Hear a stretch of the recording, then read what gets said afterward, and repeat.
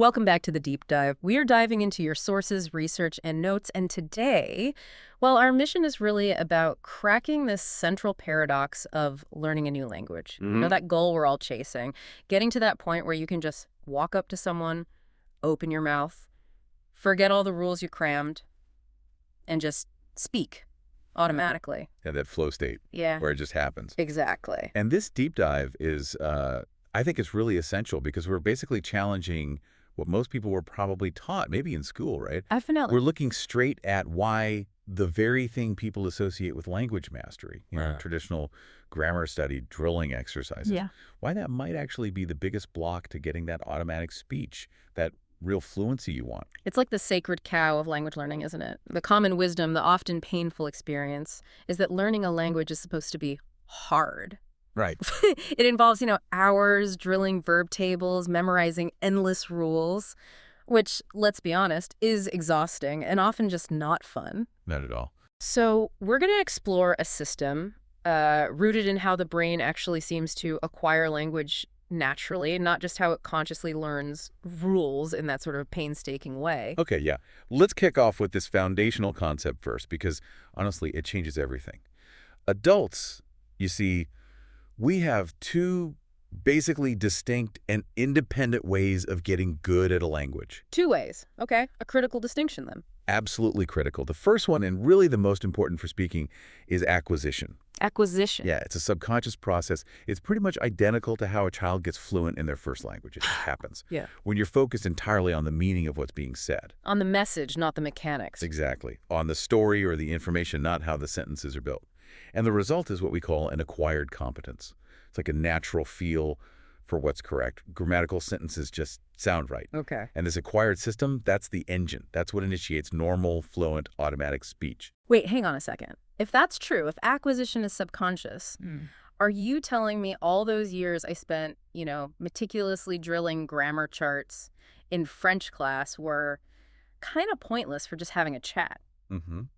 Isn't knowing the rules what makes you accurate? Well, it feels counterintuitive, I know. But yes, for actual fluency, for speaking in real time, those conscious rules aren't the engine. That's the second system. Learning. Okay, learning, the conscious part. That's the conscious bit, yeah. Formal knowledge, Mm-hmm. classroom instruction, knowing the specific rule for, say, the subjunctive in French, or when you're supposed to use who versus whom in English. Got it.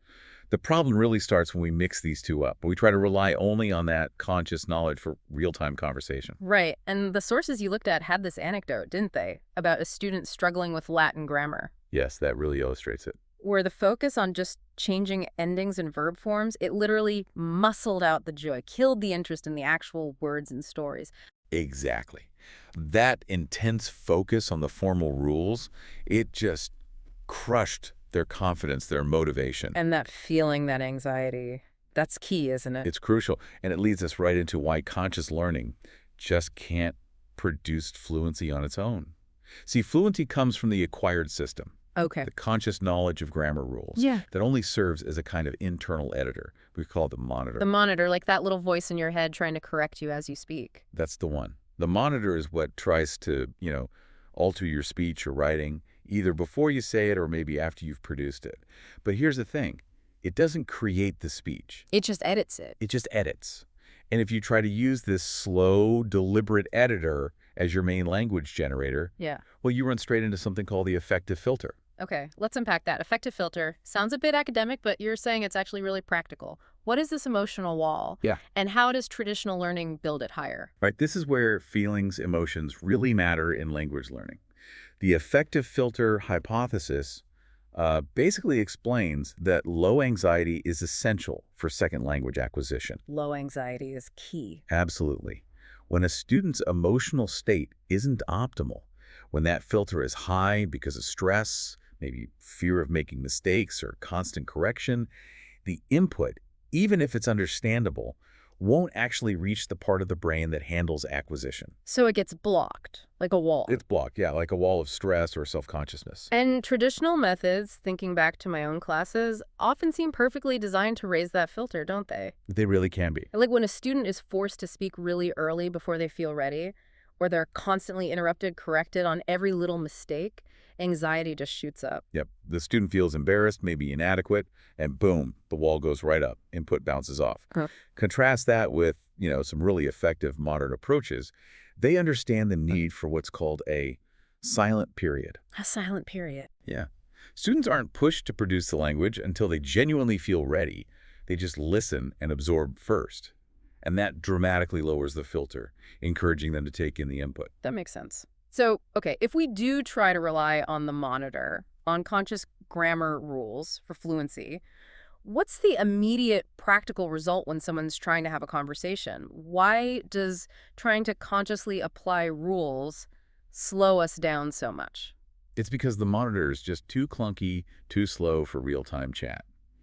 Think about it like trying to drive a stick-shift car while reciting the highway code out loud. Yeah, you'd stall constantly. We'd stall out. Uh-huh. To use conscious grammar rules effectively while speaking, you need three things that are basically impossible in a normal conversation. Okay, what are they? First, you need enough time, which conversation never gives you, right? It's too fast. Right, no pausing to look up a rule. Second, you need focus on form. You have to be thinking about the grammar, about the conjugation or the word order, not about the actual message you're trying to convey or understand. Which pulls you out of the conversation. Completely. Hmm.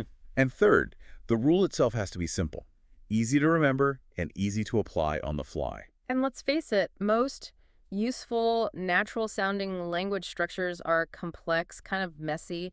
They rely more on an intuitive feel than a simple rule. Absolutely correct. So, monitor overuse, trying too hard to apply the rules. It leads to that hesitant, sort of broken style of speaking.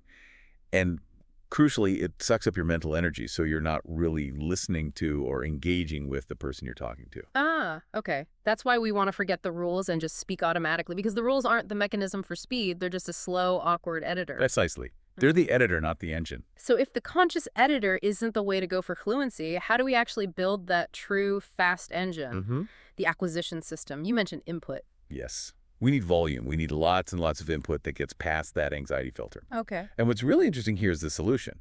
Massive amounts of comprehensible input, or CI. Comprehensible input, meaning input you can understand. Mostly understand, yeah. Acquisition happens when learners are focused on the meaning, the story, the news, the gossip, whatever it is, not when they're consciously focusing on the specific grammatical form of the sentences. It's all about getting huge amounts of input then and making it enjoyable so you stick with it. That's the core idea. Make it enjoyable, make it compelling. The optimal input is often described using this little formula, Y plus $1. I plus 1. What's that? So I is your current level of understanding. The Y plus 1 means the input should be just a little bit beyond that.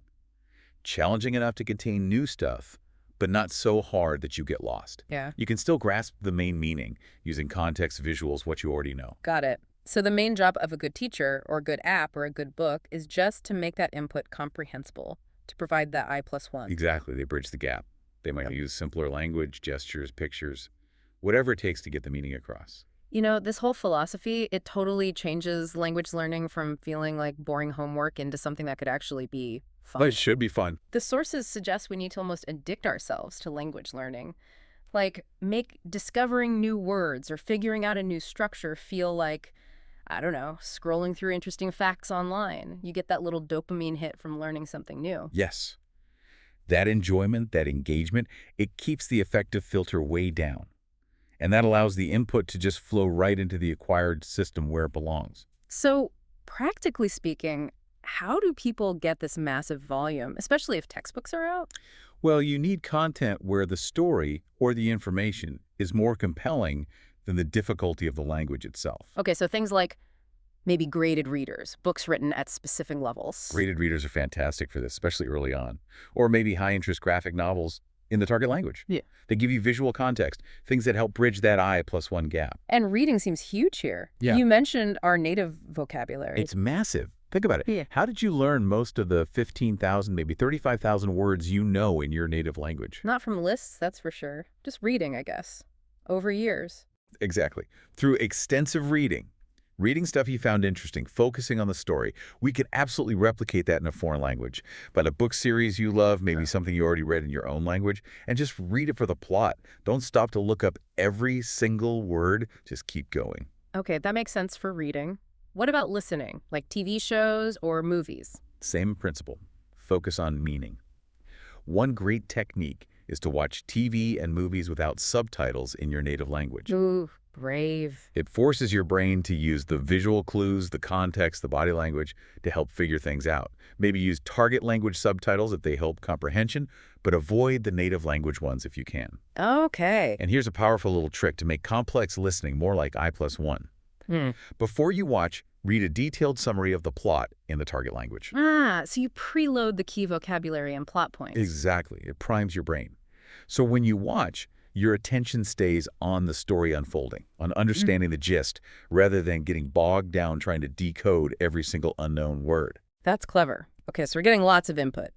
But how do we make sure these new words and maybe structures actually stick? How do we lock them into that subconscious system efficiently? You mentioned memory techniques. Right. This is about working with your brain's memory systems, not against them. Yeah. The research on memory is pretty clear. We need to maximize active recall. Recall, not review. Yes. Passive review, like just reading word lists over and over again, is incredibly inefficient. We need methods that force your brain to retrieve the information from scratch, like testing yourself with a blank piece of paper or using flashcards where you see the target language word and have to actively generate the meaning yourself. That effort of pulling it out of your memory is what strengthens it. That's the magic moment. Every single time you successfully recall something, your brain's reward centers release dopamine. It's like this little drug-fueled memory party, as one source put it. It seriously strengthens the memory trace, makes it much more likely to stick long-term. Wow. Okay, so how do we manage this recall practice, especially if we're getting lots of input? This is where technology can be amazing. We need to use spaced repetition systems, or SRS. SRS. Okay, define that for us, because that sounds like a game changer. It really is. SRS is basically smart flashcard software. It's designed to manage your review schedule automatically. You add new words or concepts, maybe 20 or 30 small bits a day. Okay.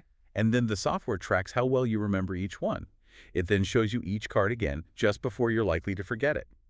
The intervals get longer and longer as you remember it better. So it optimizes your review time. You're not wasting time on stuff you already know well. Exactly. It cuts out all the wasted effort. It focuses only on what you're about to forget.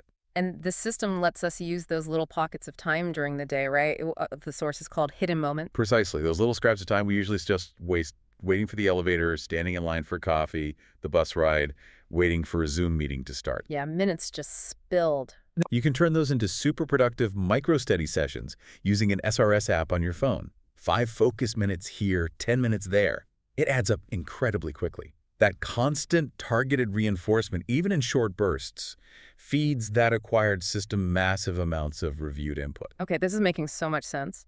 Volume of comprehensible input, optimized recall using SRS, that's the engine for fluency. That's the core of it. Which brings us back to the original question then.